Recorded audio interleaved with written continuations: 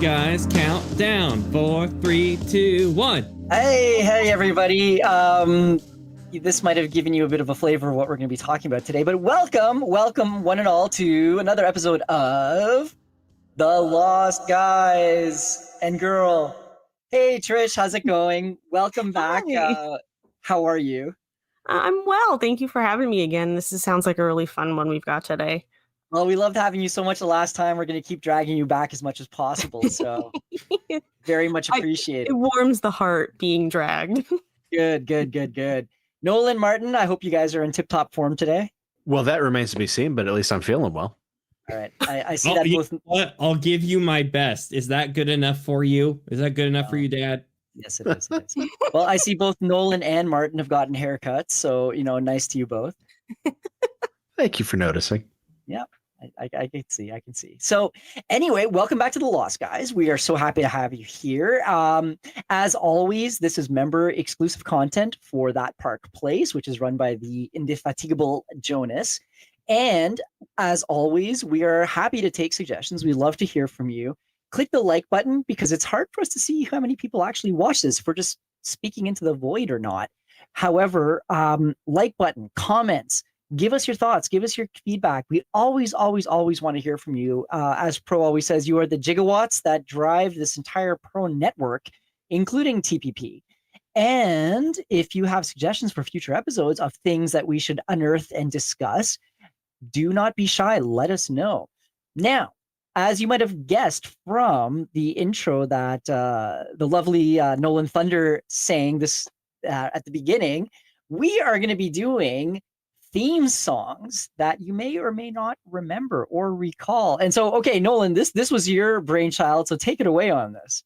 All right. So, y'all like music. I like music. And sometimes you remember the song more than you do the show. And for some reason, it seems like the modern day and age just seems to hate these things because it just wants to cut to the show. And then by the time you're watching the show, they'd rather cut to commercials as opposed to actual good music. So yeah, back in the day, they used to care about us actually having nice things. And they would spend a lot of money on making awesome songs that a lot of times were even more memorable and had better animation than the show, or even if it was live action, better, like some of the highlights of the show. And it was a great way to hook in the viewer, give them a little recap of what's going on. You didn't have to watch like 4 different shows just to understand everything on a streaming service. It was fun, and I thought it would be a fun topic for everybody. Y'all have some memories or any particular favorites of yours? Oh man, do I ever. Now, right off the bat, I don't think we're going to be playing these because I live in paranoid fear of YouTube censors and being struck down. However, we will do our best to hum them. That's the commitment we can give to you. Oh no. Okay. Yes. So right off the bat, I think we can all start with one of the classics, which is the original 1960s, the Spider-Man cartoon, which they've reused for Tom Holland Spider-Man. Shout out to the 1960s. Spider-Man. That's not humming. Sorry. I told you I don't like music. Sam Raimi used it too. Shout out to the 60s, though, because these people were literally like, they had fourth dimensional thinking. Our puny modern day brains cannot compare to the geniuses who came up with amazing lyrics, such as how's it go here? Spider-Man does whatever Spider can. Is he strong? Listen, bud. He's got radioactive blood. Shakespeare be danged. Look out. Here comes the Spider-Man. I think somebody actually did slam poetry to something. That was kind of Shatner-esque. Yeah, sorry, I was channeling my inner Canadian there. Well, actually, speaking of Canadians, on the topic of the 1960s, I'll show you guys a little bit of fun fact here about TV shows. So, of course, the 1960s Batman show probably has the most iconic Batman song ever. And before I even get the story, I want to ask y'all, why do you think it is that the 60s songs seem to be like the ones everybody seems to remember when it comes to shows? Do you think it's because it was like, the first time when TV, was really, really catching on in color, and it's what your it's a lot of people our grandparents associate with? Or do you think this is like a deeper thing? Do you think they were just that groundbreaking in the song department? Oh man, Good question. that is a very good. Loaded. I think they were just basically they were just feeling like they could go with whatever, and they wanted to make things fun. You know what? Maybe we can do a little bit of this, okay? No, WMG ninjas will get you. That riff right there, that is just classic. That guitar. No? No, I yeah. remember when I was younger, one of my goals was when I got my first car was I just wanted to blast that song over the radio. It was a nice dream. And the other day I was blasting that song on my actual car and I was like, okay, I feel like the coolest man in town, or maybe a schmuck. I'm not sure which, but it felt great. Well, you know what? Can I just say, I think in for a penny, in for a pound. If we're gonna get struck, we might as well just sort of go all out. So here, this is the Spider-Man theme. Oh no. Disney's gonna come get us.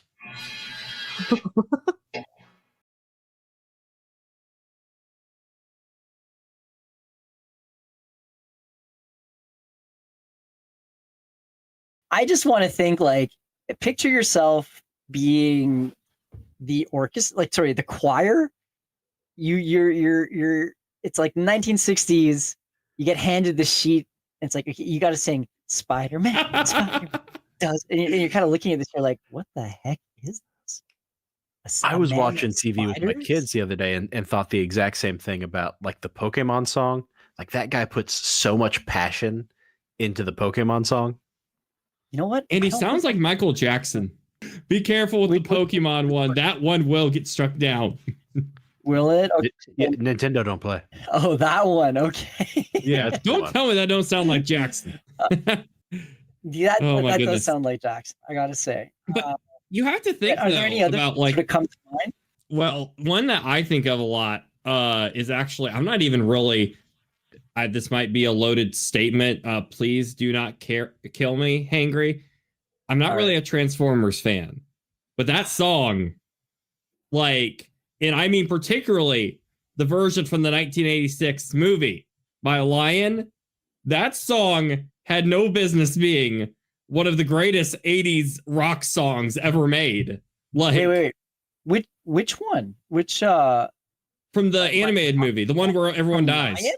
Yes. Yeah. But which one, like that? Okay. Because in the movie, a lot of those songs were performed by somebody by the name of Stan Bush, and it was like, you got the touch, duh. No, you got the power. Well, you know, Nolan. On that note, I gotta say, the Transformers theme is pretty iconic. But the one that stuck to my mind when you suggested this topic was the third season intro, and that's because it's just so weird yet oddly catching. Like it has this, I can't even explain it. Just listen to a little bit and you'll see what I'm talking about, right? Okay, hang on. Let me pull it back up here. So, okay, just to give you guys an idea, the original Transformers season 1 theme, let's say, was pretty classic. And so, okay, you can hear this. It's at the 80s, like guitar riff.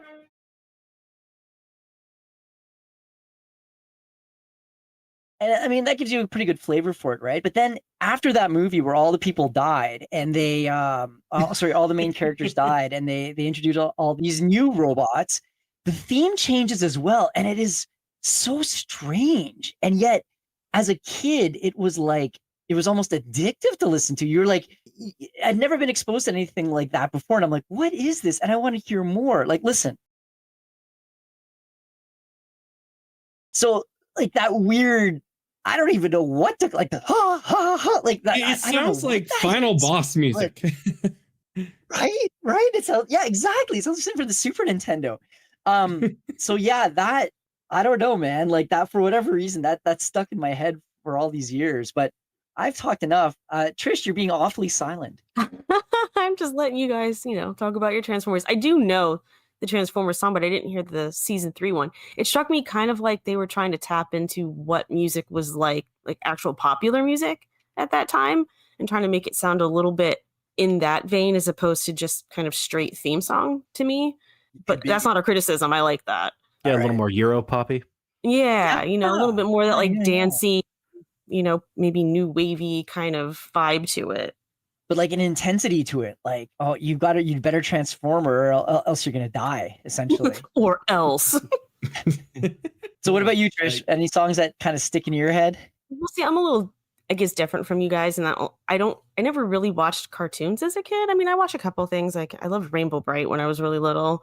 So Okay. Did you Rainbow watch the Bright. news when you were a kid?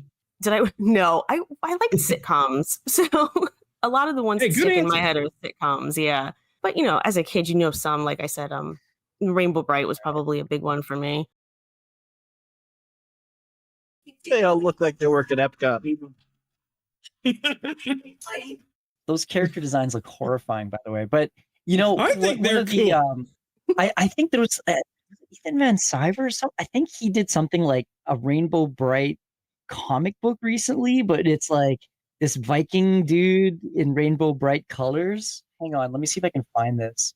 It's It was kind of a thing that's been coming back. Rainbow Bright and Strawberry Shortcake are 80s things, like more, little girl things, I suppose. But Yeah, there I've was been a seeing them Strawberry Shortcake around. revival series, right? Yeah. And I was in Five Below the other day, and there was a bunch of these little figures for Rainbow Bright and Strawberry Shortcake, and they weren't modernized or anything. They had a classic look to them. It was really cool. Ooh. Okay, I Yeah. found it. What is that diabolical Sounds like laugh? evil. I'm Yeah. sorry in advance, Trish. So apparently it's called Rainbow Brute. And yeah. Oh, You can see it's so evil.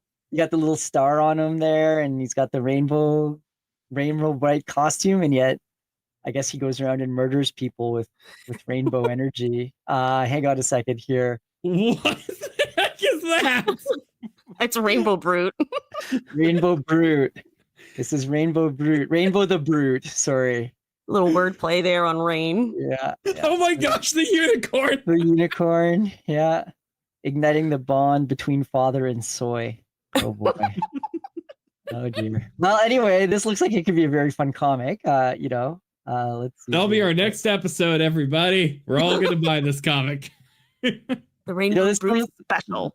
This is one of those revivals that I don't think I'm actually against, to be honest with you. This is Yeah, but what about the lore, Hangry? What about the lore? what about the lore? Yeah. I don't even know enough about the lore to be able to speak to it. And Martin, how about you? What's sort of knocking around in your Well, cranium if we're there? still talking stuff from when we were growing up, I got kind of a dark horse one. I think the Gummy Bears theme song was spectacular. Yes. Dashing and daring, courageous and caring. That's another one where like the guy puts so much emotion into this silly little song. He really does. sells it. Bouncing here and there and everywhere. Oh man, it's in my head now. Yeah, it's an earworm. It really is. And it sets up the show well. Back then theme song would do that. They'd set up the show for it. That's Disney though, so they might not like that too much. Yeah. But I don't think any of them are on members, Disney so it's all Plus. good. Mickey Mouse would that like to was know it. your location. Was it? I'm pretty sure some of the executives over at Disney have kept track of Jonas's Twitter before. Our names They are on a have. blacklist. They have You know indeed. it. It's pretty awesome. Yeah, Um, probably. So Mrs. Stone and I had a debate conversation about this. What are we counting as a theme song? Because does it need to be like a poppy sort of song that's got lyrics, or are we including instrumentals? Instrumentals, I think, should count. This shed light on how many instrumentals leap to mind for ones that I really like. So I was sitting here, I'm like, oh no, wait, are instrumentals not good or not? So I count instrumentals myself. For sure is fine. No. I was gonna say Airwolf's theme was actually one that I've never forgotten about. I don't know if you guys have ever heard of it or not. I have. I think I heard of Airwolf once in a while here and there. Yeah, I know we've Heard done Blue Airwolf, Thunder was better. but have you? Okay, well, you know what? For Trish's sake, hang on. I'm gonna play a little bit of this, and if we actually get struck for this, then man, more It's my power fault. to them for actually caring. What, you don't want to What? play the clip of him depressed in the woods with the cello? Oh no, we're all good here. Hang on. Airwolf, you are not coming in loud and clear. Airwolf was flighty. So That's good. I like that. I was just gonna say we should rename it to like the Airwolf guys at this point because I keep bringing it up. I'm sorry, guys. well, it's Do we funny get because the helicopter? when you mentioned it, love it. I couldn't think of it straight off the bat, but the second it started, it all came rushing back to me, and I immediately remembered the melody of how it went. Good memories, Yeah. I hope. I kind of find from that era of action TV show, Airwolf kind of has a low key quality to it. Its theme song. It's not as action packed as Miami Vice. It would, I think, come a little bit Right. later. Magna PI that came a little bit earlier. Oh man, Magnum PIs was just Oh, Magnums is a classic. Yeah, but do we remember these theme songs so fondly because we liked the shows? No, I don't Yes. think that's the case. I 'Cause think a lot for of me, I cases- do. no. Yes. Maybe. I think a lot of the cases, the theme songs a lot of times outshine the show. I think a lot of these shows would be forgotten if we didn't have the theme songs. Now, of course, for a show like Airwolf, that one had, its fans, especially Hangry Table down here. Yes. But I think that some of these shows would become a lot more obscure. And I think for a lot of these shows, I think the theme song was like half the show. That's just my 2 cents. Maybe that's a hot take, but I think it wouldn't be the same without them. Yeah, I agree with that. But are there any shows that you dislike that you really enjoyed the theme songs? Ooh. Oh, I think there are. Oh, give me a second here. I really didn't like Andromeda, but I like the theme song for that. To be No, honest, there's some shows I've listened songs to, and I've actually seen hardly any episodes of the show or no episodes of the show, but I still go back to listen to the theme songs because I know of them. Enterprise, Faith of the Heart, but that first season wasn't good. I'm sorry. I never liked the theme song for Enterprise. Ugh. Yeesh. I've tried. I've tried to like it, but no. Well, okay. Usually, one thing that I dislike vehemently are Americanized versions of Japanese animation. I know that for Even Speed Racer? yeah, if like for Dragon Ball fans, Oh, come especially on. this is sacrilege. Dragon Ball Z. Yeah, you don't. Okay, you don't Mhm. remember that. But the one exception that I have to this is a TV show, a cartoon, which was kind of obscure. It aired in Canada on Sunday mornings, and it was a localization of an anime called Tekkoman Blade, and they called it Technoman. And as you know, it lived up to its name because the techno opening was pretty rock. Okay, I kind of want to watch this now. This to me looks like if Adult Swim was making a parody of a earlier animation. Also, this would be a rockin' music video. Just saying. Yeah, that song was a friggin' earworm for me. I was just that replayed in my head way more than I would like to admit. I was watching you very closely there, Hangry, because you were saying you don't like Western anime themes. I was about to if you brought up Sailor Moon and we're gonna slander, I was about to smack you. Oh, I don't even.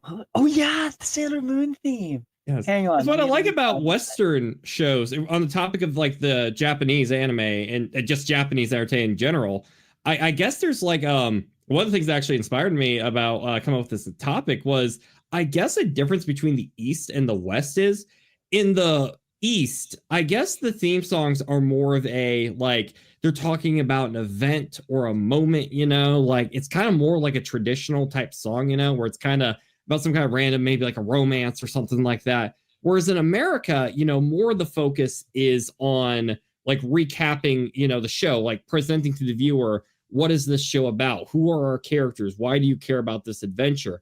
Sailor Moon is actually really fascinating because it's actually the same song, the same melody, but in the American version, it's about how she's, basically a warrior, fighting evil by moonlight, all that, finding love by daylight. Whereas in the West or the East, I believe the literal translation is basically just about meeting love at first sight. It's fascinating. So you're saying that the American version is more feminist? No. Actually, they talk about finding love by daylight, and that's not allowed. So, no.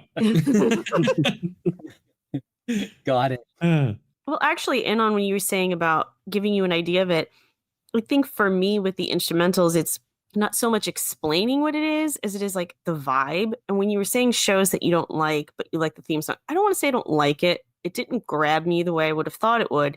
And that's Twin Peaks. Yeah. And I just, I should have, on paper, I should have gotten really into it and I just couldn't.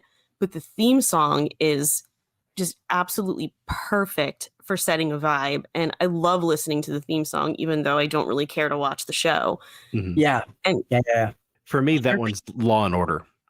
I can't stand the writing on Law and Order shows. They so preachy and soapboxy, but that dum, dum, dum, dum, dum, dum, it grabs you. yeah, it really does.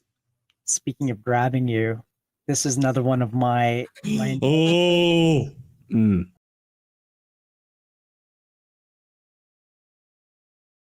So okay, you guys know all that one, da da da da da. But like the other Everywhere. one, the follow up. I was gonna say She-Ra. I watched that. oh boy. Oh boy. While he's getting that, let me, I know it's a little kind of going back to what we're starting at, but I really wanted to tell you guys about this story here. We were talking about like the 1960s theme songs. So we were talking about the Batman theme. And one thing I wanted to bring up was this is kind of a weird story about that song.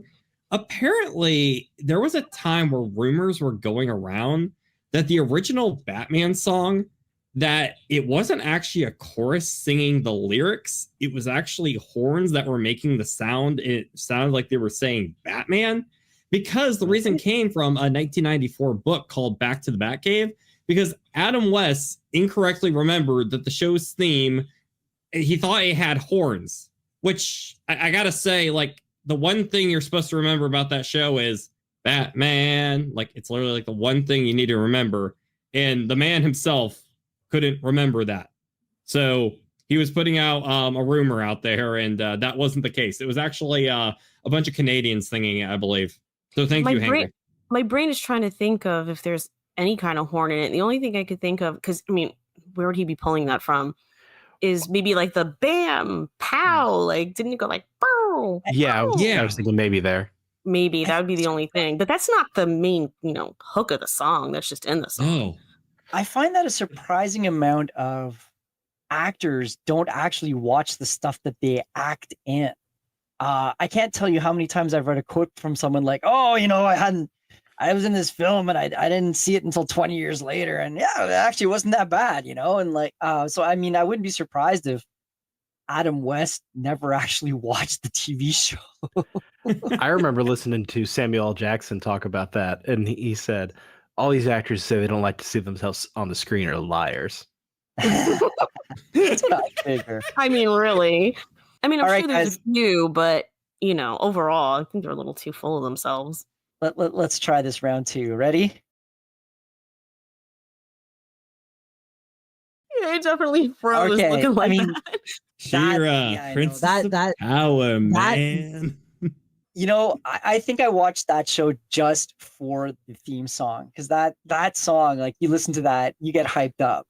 So when you guys were thinking about this topic, did you go primarily with stuff you watched as a kid? Did you particularly go with younger skewing TV shows? So I tended to, because I have a little, I haven't gone too deep with it, but I do have a little bit of a group here of some of my personal favorites here. And what I tended to notice was a trend where it's usually songs that stick with me are ones that, honestly, for the past like decade plus of my life, I actually just listen to them routinely like any other song. Like, it's from a band or something. I'll put it on loop or something like that. If I'm working on a project, I go for it.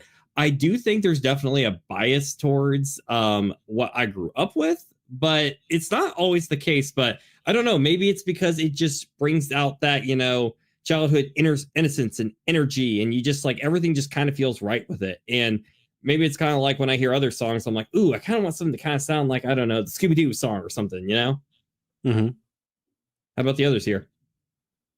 Mine are kind of a I couldn't say it, trajectory of from a point when I was a kid to maybe like, an adult, but it's all stuff that I like, Mm-hmm. but it's not one, but it's me, and it's me as a, from a young person, but it's not a specific only childhood.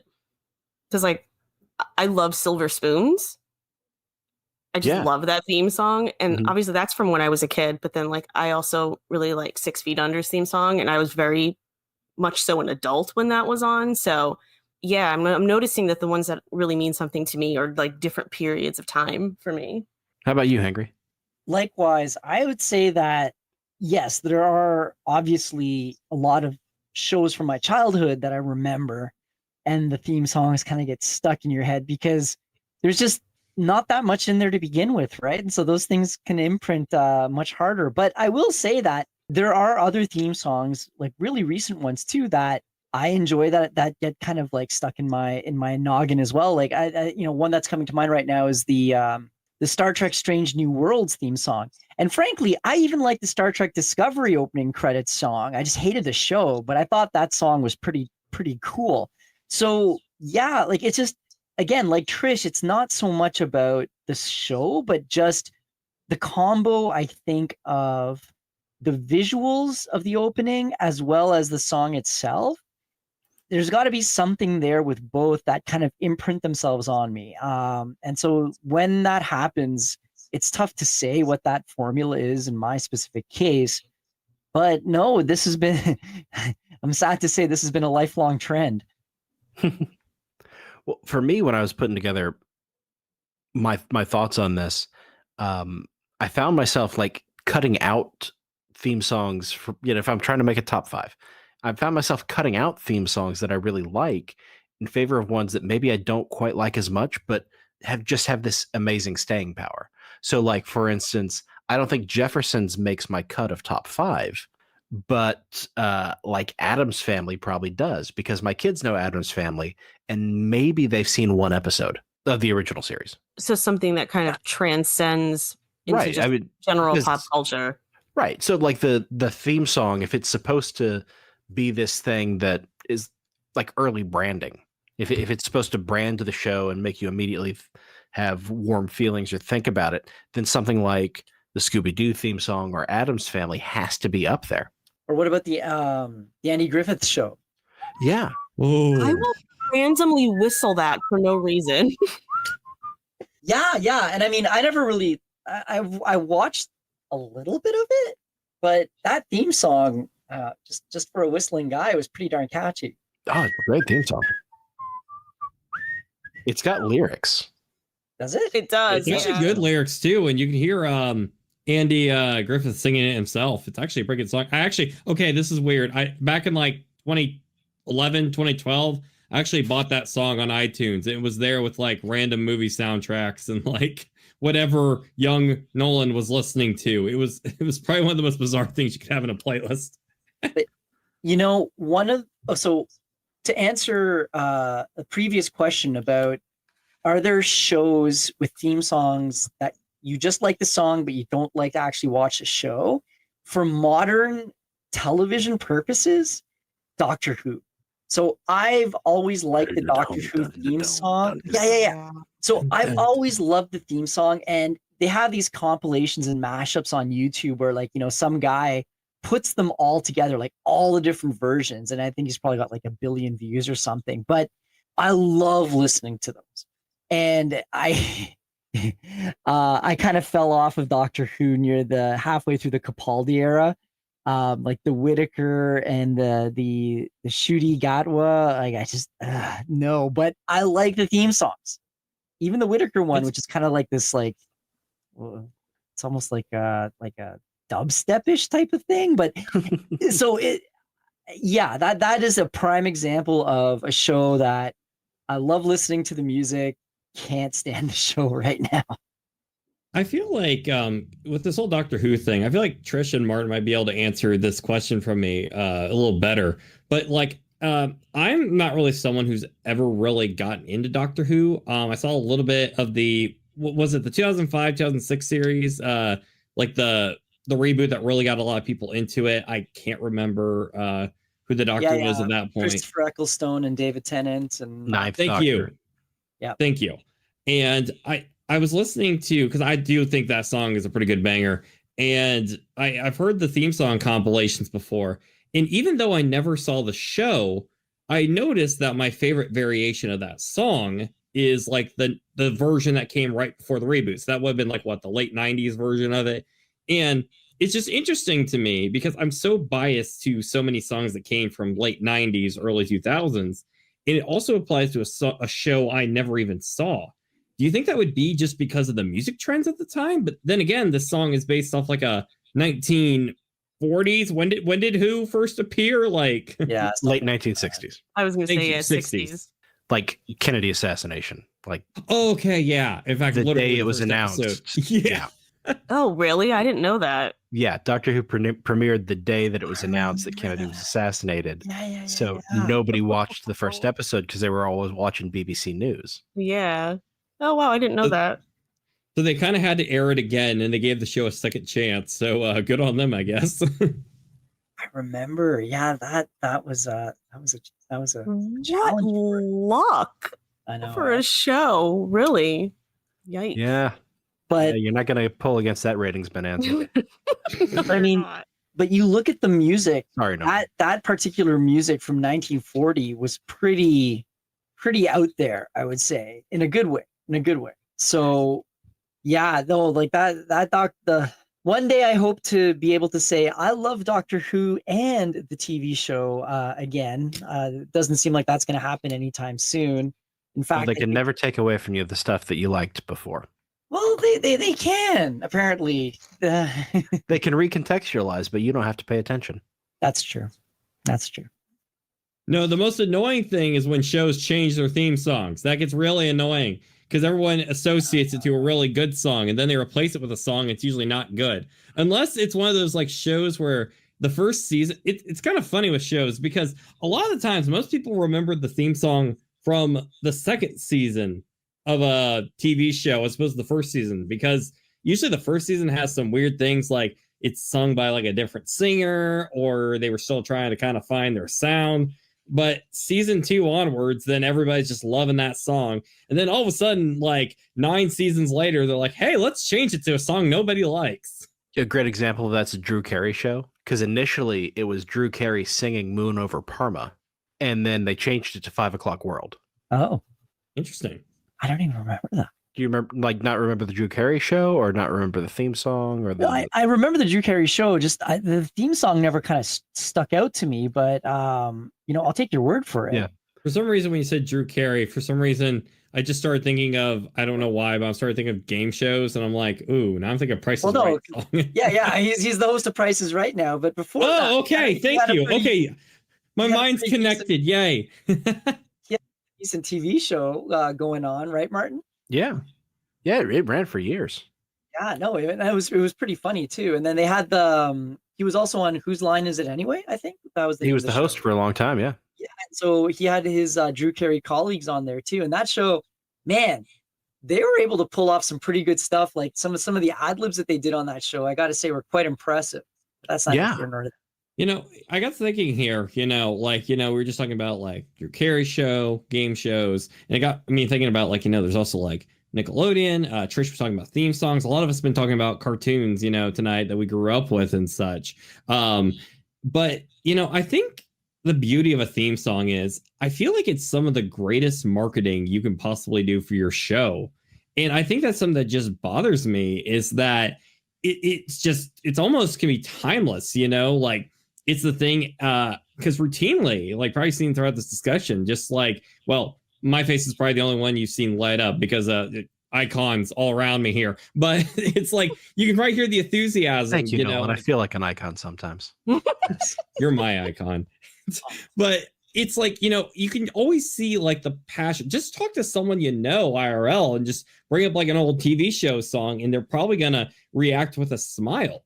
And, it's kind of comforting, in such, divisive whatever things that can happen these days, whether it's media or outside circumstances and stuff. Something that I feel like music is one of the biggest things that can bring union and camaraderie to each other.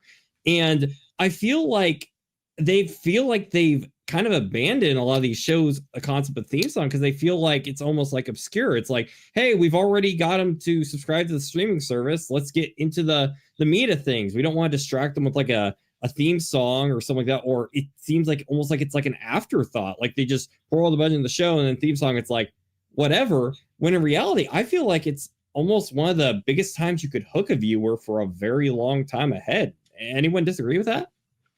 No, I agree 100%. And I think Disney Star Wars is one of the worst offenders of that.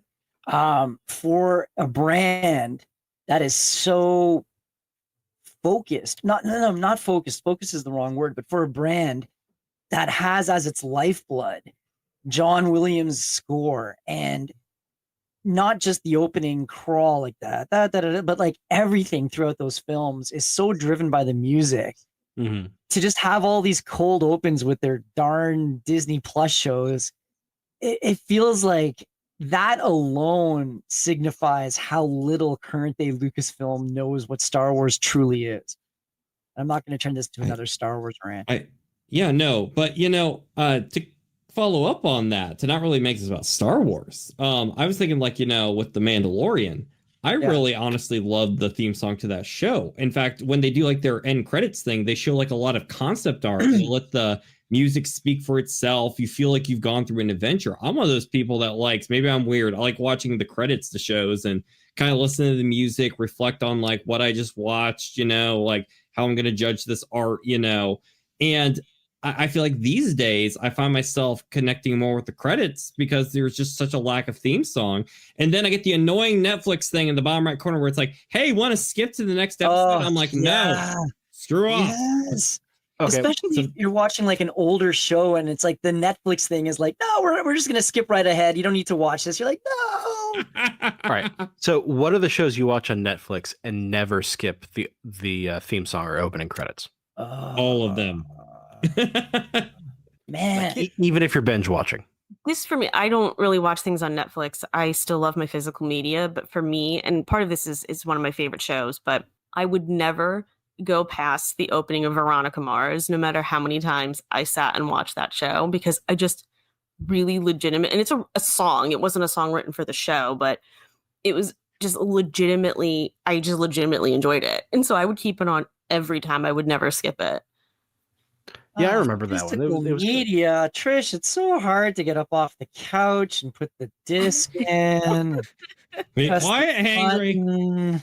Go get that Blu-ray set and you're going to like it. Yeah. So, hey, Trish, did you know Kareem Abdul-Jabbar wrote for the revival series of... I love that. Like, what? I didn't even know he did any kind of writing at all, let alone, writing for TV shows. Really? He wrote a continuation of the Sherlock Holmes series. He was a co-writer. Really? Oh yeah. So when he was, riding the bus, riding the plane back in his MBA days, he used to read and he fell in love with mystery novels, particularly Sherlock Holmes. And that would make sense with Veronica Mars too. Mm-hmm. So Kareem Abdul-Jabbar wrote Veronica Mars. Wow. That almost feels like a TV, like another subject we should cover. But you have those, weird connections that you never really expect. Like, I'm sure we're all familiar with, the iconic Power Rangers song, the guy who wrote that, also Ron Wasserman, he also did the music for the X-Men cartoon in the 90s. Talent goes around. All right. Go, Power Rangers. Like Alan Thicke. Dun, dun, dun, Alan Thicke with the Different Strokes theme. Yeah. And I think he wrote, I feel like there's another one, but it's escaping me. There were a couple of them. Yeah. And they're all ones that people know and will sing along to. Like, he was kind of low key, this really good television theme songwriter. Mm-hmm. Well, but he didn't write the theme song for his television show. I know, right? You would think, right? Well, one of speaking of creatives with their own theme songs, I didn't know for the longest time that it was Kelsey Grammer who was singing the intro for the Frasier song. Toss salad and scrambled eggs. Yeah.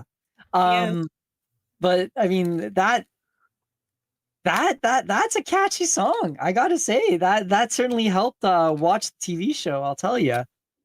Well, that show was kind of interesting because it did the stinger with the little piano in the beginning, and then its theme song came at the end. So it's like kind of almost ahead of the curve in a sense, because now you watch the progression and now it's just like these little title card stingers and it's just like, it doesn't really mean anything. But oh my gosh, Oh, go ahead, Nolan. One of the worst, I think, intros ever, and this is from a show I actually like, is a show called The Middle. It was a show on ABC Family that was very obscure, but it ran for quite a few years. It was actually very well written, a very good show. But I can never forget its theme song, which was literally 5 seconds. It's literally a shot of corn. The title card slides in Windows Movie Maker style, says The Middle, and you hear crows in the background, and it just snaps right to the show. And it's like, wow. I could have made something better with $5 at the fireworks store. Wow. So can I present a question to the panel here? If I've got a little more time, would you be down for that, Hangry? Yes, go ahead. Okay. So I do have a very, I wouldn't call it a morbid curiosity, but Question rescinded. Here. Question rescinded. We're done. Bye. No. You said morbid, Nolan. It's over. I would like to know, what are your favorite theme songs? But for everyone in the panel here, do you all have like your own personal top picks? Okay,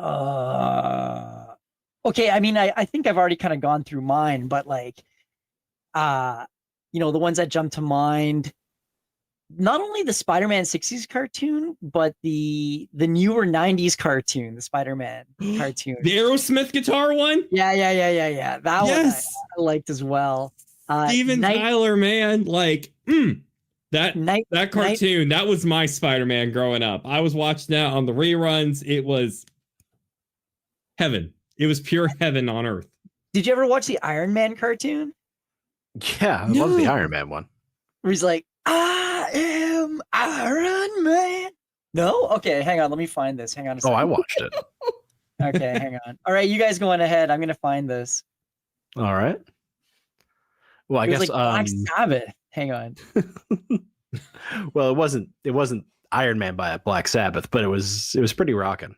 Yeah. Okay, hang on. Martin, how about you? All right. Are we doing top fives, or are we doing just like? Let's do it. Go for it. Do it. Okay. All right. I've got to say, I mostly went with instrumentals on this one, but my 5 is going to be kind of an obscure one called Briscoe County Jr. It was like one of the last big. That? Yeah, it was like one of the last big westerns, and you can still hear the music because NBC owns the rights to it, and they use it for NBC Sports all the time. Really? That's fascinating. Yeah. Oh, that's so cool. I love stuff like that. And then I got to think Happy Days is up on the list too. Oh yeah, that's one of those ones that transcends the show, I think. Yeah. All right, listen to this. That hair. I mean, that is literally metal. That is literally metal, right there. I never heard that before. All right, keep going, Martin. Sorry for interrupting you. Oh, it's okay. All right, number 3 is original Star Trek. Oh yeah. Ooh, the original series. Okay. Yeah. Oh yeah, that theme song is great. Is that your favorite of the Star Trek themes? Yeah, my favorite Star Trek theme song is original. But the Voyager theme song That's fascinating. was really the combination of that music with the visuals, which were pretty new for the CG at the time. Mm-hmm.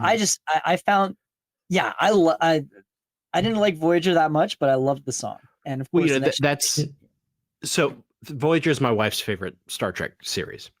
And so I've watched quite a bit of it. In fact, I've watched them all, but I rewatched Voyager because my wife is watching it.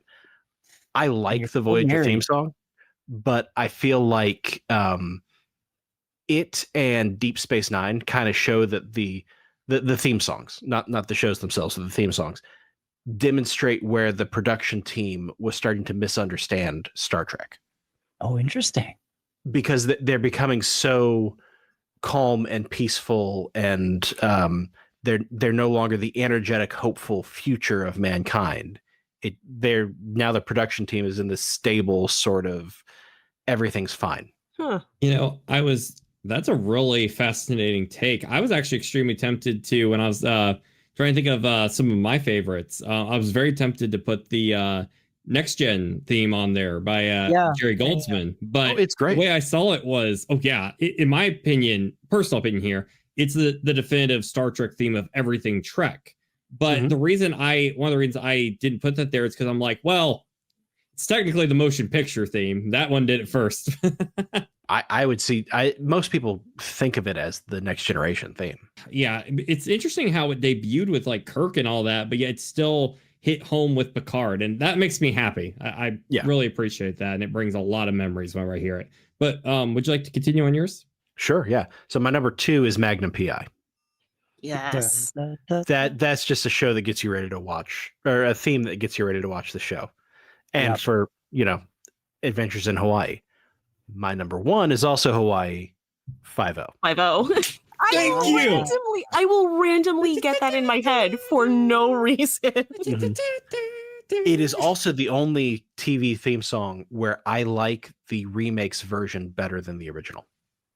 Oh, that's interesting. I think the Hawaii 5-0 remake, I don't like the show as much, but the Hawaii 5-0 remake is a better produced, more energetic take on the original theme song. I feel like which year period would this be? Because isn't that one of the shows that have had a few different reboots?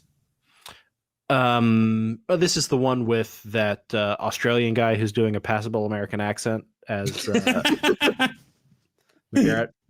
It was kind of the first one of those. Oh, and bring back a show and modernize it. Yeah, and it's got Scott Conn too as Dan. Yeah, he's who I thought of. Mm-hmm. He's not the Australian. That's that's all James Caan's boy. Imagine just a random Australian accent coming out of him and be like, "What?" That's hilarious. But I like your list. I feel like it fits your personality a bit, like with the instrumentals. It's very thought provoking. I like that. Oh, thank you, Trish. Well, I technically have 6, but it's because I smushed 2 together, and when I say them together, you'll know why. I'll just do it now. All right. It's the combo of Beverly Hills 90210 and Melrose Place because Okay.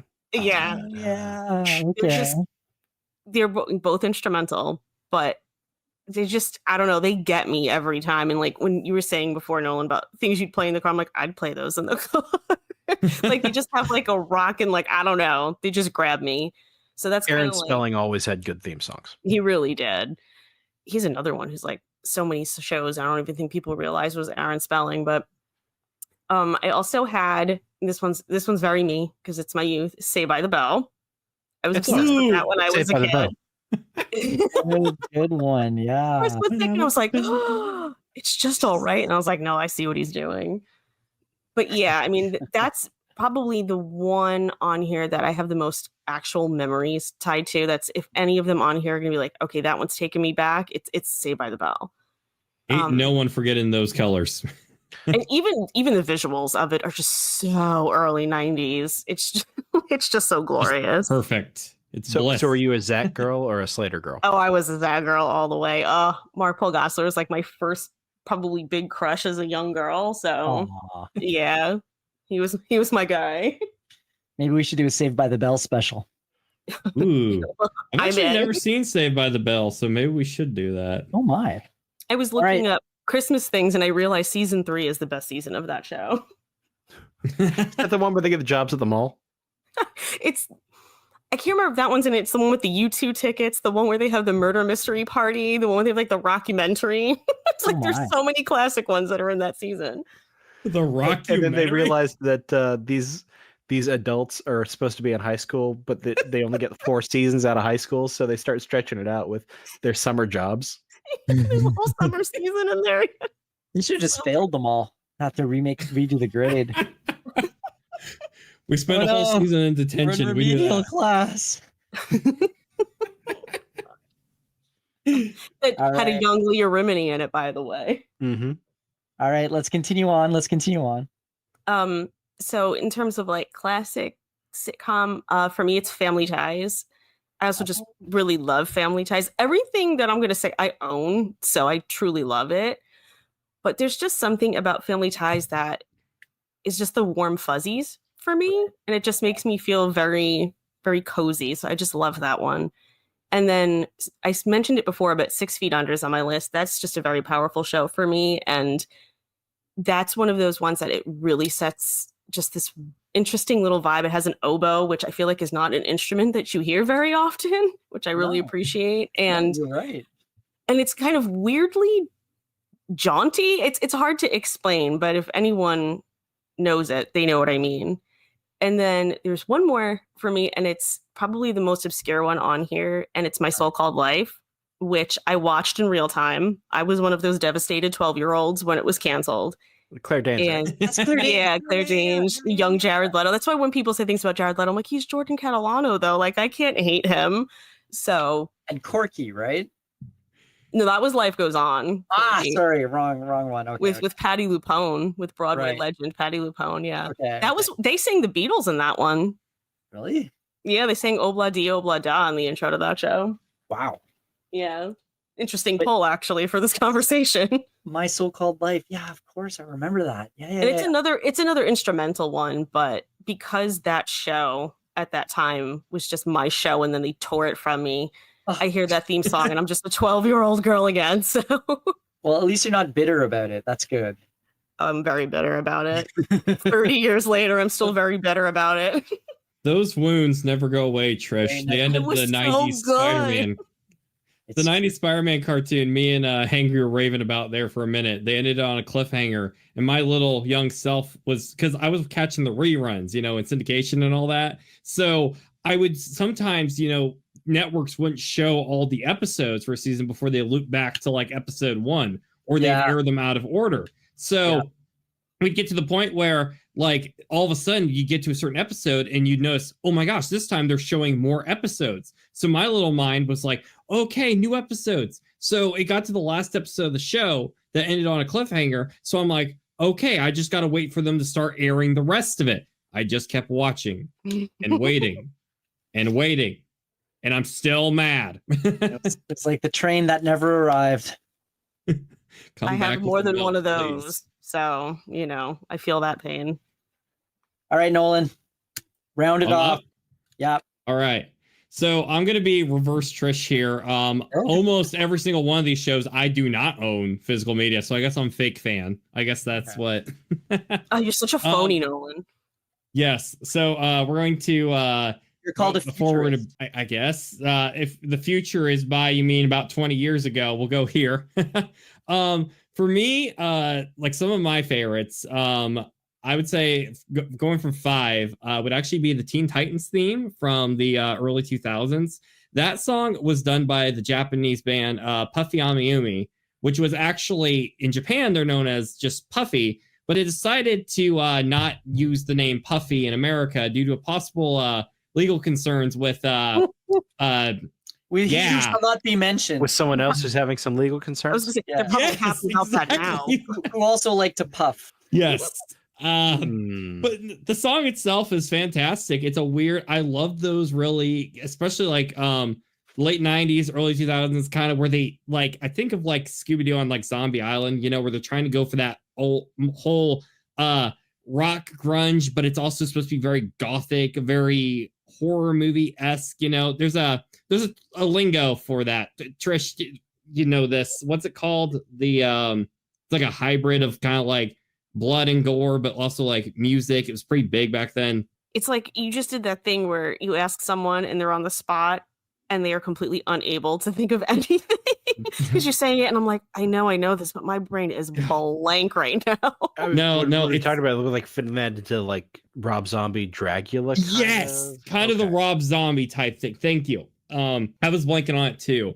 Like I was like, that era was really cool, and they take it and they combine it with like, it's the type of song that shouldn't sound like it's a superhero show song, because it's very untraditional, because you're used to the orchestra and the horns, like very grandiose, kind of like the Superman theme, where it's very it's like very welcoming. This one kind of makes you feel like, yeah, these are the rejects, but without feeling too hard. It's got that kind of punky like surfer type attitude mixed with anime and with like, I don't know, demented witch music. It's cool. I like it.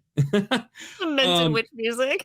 So speaking of witches, my next one is actually Scooby-Doo, but not the OG song as much as I love that song. I'm trying to keep, one song per franchise. And I got to get biased here. The What's New Scooby-Doo theme song from the early 2000s, which is, in my opinion, probably the best Scooby-Doo series since the 1960s show. Part of why I love it so much is because it was performed by the band Simple Plan. They're very well known for singing. Yeah, you know, they sang "Welcome to My Life," "I'm Just a Kid," and "Untitled," aka that song that used to be in all the memes back in the day. A friend of mine actually got to see them in concert, and she was really excited because they did start playing the Scooby-Doo song during the concert. It must have been a blast. But no, that was one I got a lot of connection to. I guess going on, unless anyone wants to chime in on Scooby-Doo here. One I really like is called "The Fastest Thing Alive." It's from Sonic Sat AM. It was a short-lived. Thank you. I haven't heard that one. Yeah, me neither. It is a fantastic song. It's done by it was sung by Noisy Neighbors and composed by Michael Tavera, and it's actually one of those shows where in the first season, you know, the composer actually sings it, but then the band takes over. And in God's name, I will tell you, I think it's easier to find the Holy Grail than try to look up information about this song and how it was made. Because, I mean, I tell you, one, there's an unused intro that was a bonus in like a DVD at one point for the release where they showed the draft of it. Trying to find a full version of the theme song, you can only find like fan edits, and even the people who made the DVD just looped like a version to make it sound longer. And I believe it's Noisy Neighbors who made this, but it's like you try to search for it and you get to wiki pages and they're just blank. Like, I need to make a deep dive and track down this band and be like, please, did you write the Sonic? And then go from there. Hey, for the normies out there, Sonic Sat AM is not a Japanese Sonic. It's Sonic, the Saturday morning cartoon show. Oh. As opposed to the Sonic afternoon cartoon show for like elementary schoolers or maybe even preschoolers that was running in the afternoons after school at the exact same time. Yeah. Could you imagine like a cartoon getting produced within the same year nowadays? Like, hey, we're making a tie-in movie for, I don't know, what's a popular movie that came out recently? The Mario movie. And like, we're going to have two different Mario cartoons, and one's going to be super wacky, and the other one's going to be about how Bowser took over and there's death and destruction. Everyone's depressed. Yeah. Like, it was really jarring. But to continue with the songs a bit, one song, no one here in this panel is going to know this song, but it's Stand Up from Pokemon Galactic Battles. I have some fond memories of a friend of mine. We used to sing this song randomly together.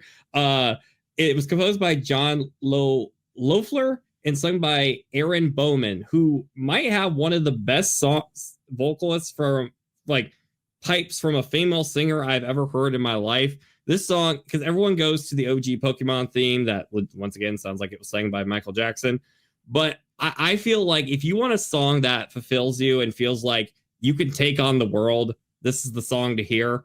And to finish it off, Power Rangers in Space. Of course. Oh, yeah. Yeah. Oh, you get me. You get me, homie. I get you. Yeah. Power Rangers in Space. That was awesome. Yeah. If anyone knows my bias alerts going off the chart right now. You have space, you have multiple colors, you have explosions, you have chicks, you have monsters, you have rockin' music, and once again, it's Ron Wasserman, and you literally have a countdown at the beginning of the song before blasting off. It is one of the coolest freaking songs in the world. I love every minute of it. I'm literally sweating now. Continue. Well, I mean, how do you top that? But you know what? But you're gonna have to do it. No, I don't. I can't. You know what? Show's over. That's it. We're done. No. But actually, Get lost. In all seriousness, we are done. We've gone for quite a long conversation, but this is really fun. This was fantastic. I think this was probably one of the funnest shows we've done so far. I hope we don't get copyright struck. Jonas, sorry in advance if that is the case. But guys, this was a blast. Audience, if you like what you heard, let us know your thoughts. What are some of your favorite TV show themes or movie themes or any sort of theme songs that come to your mind? And, you know, don't give us the easy ones like Star Wars or Lord of the Rings or whatever. Like, come on, give us the obscure ones. We want to hear it. Give us your comments. Give us your thoughts down below, as always. I want a 1982 show that was on for one season and one season only. Give it to me. Yes. Chat. I'm watching you. Do it. So guys, thanks a lot. That was a lot of fun. Thank you for being a member of That Park Place. We are so grateful that you come to this channel all the time, that you listen to the news. I know Jonas is very grateful too. And thank you for your continued support. It's a real, true pleasure. Guys, I hope you all have a wonderful night. This was fantastic. Trish, like I said, I think we're gonna keep dragging you back because this is a lot of fun. Thank you for joining us once again. Thank you for having me again. I always have fun with you guys. And on that note, I think it is time for us all to get lost. We hope you enjoyed this presentation of the Lost Guys here on That Pod Place. Be sure to subscribe for more content like it. And you can become a member at That Park Place here on YouTube to see more of the Lost Guys every Friday as soon as the guys record an episode. Let us know your thoughts on this intriguing topic in the comments down below. Please comment, like, and share this video, and don't forget to subscribe to That Park Place Podcasts Online, your source for exclusive content and highlights from WDW Pro, The Pro Show, and That Park Place for all the news that should be fun.